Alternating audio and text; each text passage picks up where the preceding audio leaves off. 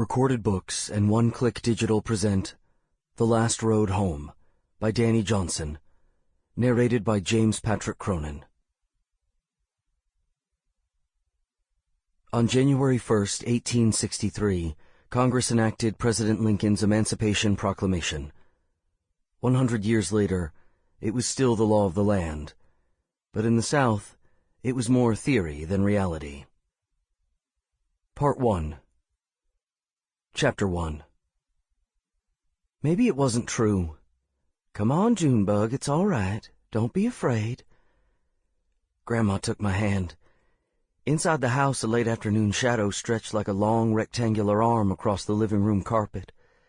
The Coke bottle Daddy used for an ashtray was stuffed with cigarette butts and sat on the coffee table. Mama's rocking chair waited for her. I pushed on the painted wooden arm to hear it squeak. 2 Apple Jacks left over from Friday sat in a plate on the kitchen stove. This time of day the house should smell like fresh-made sweet tea and supper cooking. I looked on the back porch, but nobody was there either. In the bathroom I touched the last pencil line where Mama marked my height every year on my birthday. In their bedroom I lay on the pillow to smell her. My head knew they were gone, but my 8-year-old heart didn't yet. Grandma sat beside me, tears rolling down her face. She'd cried a lot in the last 2 days. Let's go find what you want to carry home. In my room, I got the cigar box from my closet while Grandma packed clothes in paper bags. When her arms were loaded, she stood at the door. Ready to go? In a minute. I went back to Mama and Daddy's room, looked in her jewelry box, and found the silver gum wrapper necklace I'd made for her in school. Okay. I stopped at the bottom of our steps and picked one of the red roses Mama had planted in the spring.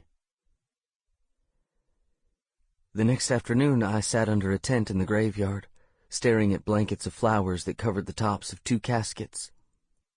They smelled like Mama's rose. The preacher patted my head. It was God's will, he said. They'll be waiting for you in heaven. I blinked back angry tears. Tell me why God would want to kill my Mama and Daddy. Shh. Grandma squeezed my shoulders. After the funeral, Granddaddy took me to talk under his woodshed. He sat on a stump used for splitting kindling, and I sat beside him on an upside-down peach basket.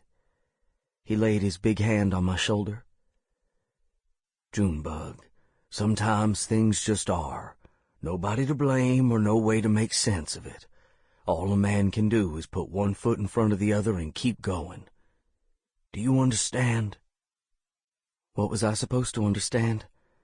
One day you're alive and the next you're dead? I went into the house and the bedroom where I slept when I stayed with them on the farm, the one that would now be mine forever.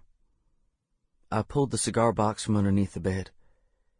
Inside it were baseball cards I'd saved, a picture of Mama holding me when I was a baby, the silver dollar Granddaddy gave me last year for my 7th birthday, and the collar I'd taken off Grady's neck.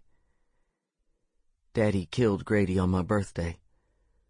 We had gone to Grandma's for supper, and I'd just blown out the 6 candles on my coconut birthday cake when we heard Granddaddy's dog start howling like something was killing him. By the time we ran outside, the taillights of a truck were rounding the curve of the road. Grady lay at the edge of the ditch, whining. Granddaddy knelt beside him. Back's broke. He gently rubbed Grady's head. Be right back, Daddy said. He walked to the car and came back holding his big black pistol. Y'all back up. He bent over and stuck the barrel close to Grady's head. I yanked on Granddaddy's pants leg. What's he going to do? He squatted beside me. Junebug, when an animal is hurt bad like that, you can't fix it, so it's better to put it out of its pain.